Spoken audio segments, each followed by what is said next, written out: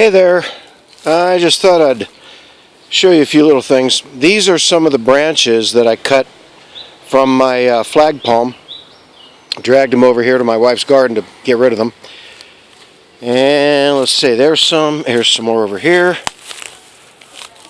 See all those bad boys? They're big leaves. They're big ass leaves.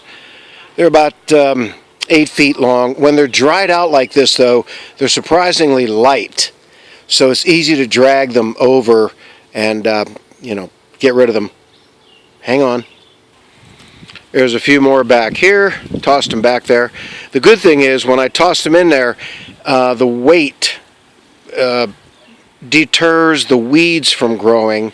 So it helps keep this area a little bit clear.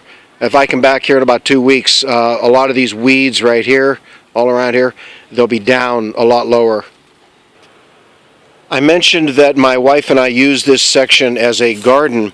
This looks like grass. Believe it or not, this is an herb that is used in some of the Thai dishes.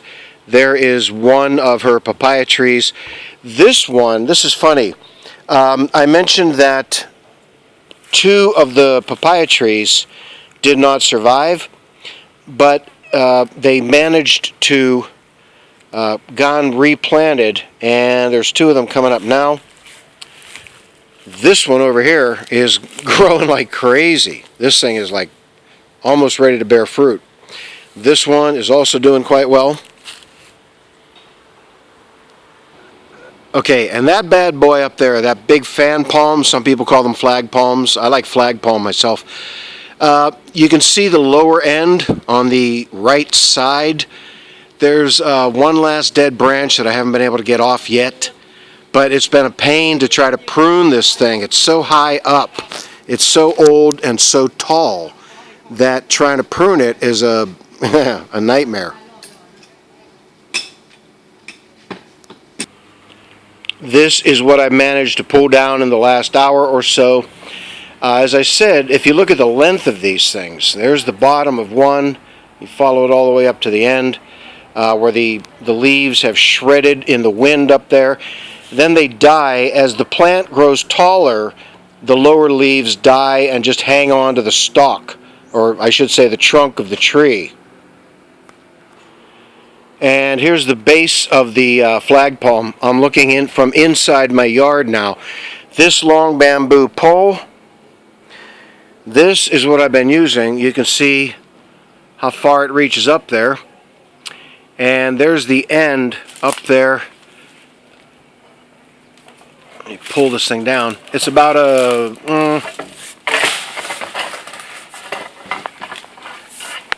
5 or 6 meter bamboo pole. Nice little pruning blade on the end. After I'm done pruning it, I'll take the blade off, and my wife, we cut a slot in the end of this, and that is the traditional Thai way of picking mangoes. Let me show you. Where is that thing? Okay, you can see the mango hanging there. Hang on. Okay, you can see the mangoes, the way they grow, they hang on the end of a fairly long stem. So what the Thai people do, they take a bamboo, cut a slot in the end, and they stick it up over that stem, and then they twist it and pull. And the mango breaks, and or I should say the stem breaks and the mango drops. They have a special tool. It's like a basket, and it's designed, you kind of cup the mango in the basket, and then you pull it, and there's like teeth at the front, and it cuts the stem. And that way the mango drops right into the basket, and then you lower the bamboo down to the ground. So now I have to drag all this stuff over across the road to join the other leaves over there. And the good thing is when these things break down, they become good fertilizer, and they break down very easily. They decompose very rapidly. Whereas you see this huge pile of leaves back here. These are mango leaves. These damn things last literally for years. They decompose very, very slowly. And they don't even make good mulch, because even if you chop them up with a lawnmower, which I have done, and turn them into little tiny shreds, they still don't decompose. They're just a naturally tough fiber in the leaf. I guess it's got a lot of cellulose or something, but they just don't decompose. So that's the state of things now. Come back out here into the street. There's some guys in the next house. They have a commercial frozen chicken business. So there's my coconut palm here. And there's the big flag palm once again. But you can see now, compared to earlier videos, right down here on both sides, there were brown leaves that had died but were still attached to the trunk. Those are what I am cutting off and chopping down. If you look up, like this whole center section, these leaves are still alive, and then you see these two, like right in here and on the other side, they're brown. They have to be cut off and pulled down next.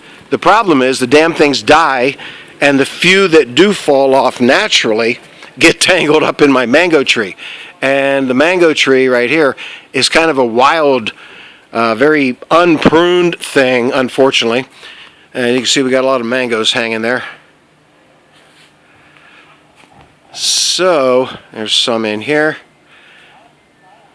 So I'm trying to do all of this without knocking down too many more mangoes. But the good thing is, if I do it now, then the next year, the mango tree will get a lot more sun, because these leaves, now you can see that there's a lot of open space in there. That was all blocked by all of this that had fallen down and gotten tangled up in the mango tree and prevented the rest of the tree from getting the sun to make the mangoes grow. So I just wanted to show you what I've been spending my vacation doing. So much fun. I'll talk to you all later. Have a good one.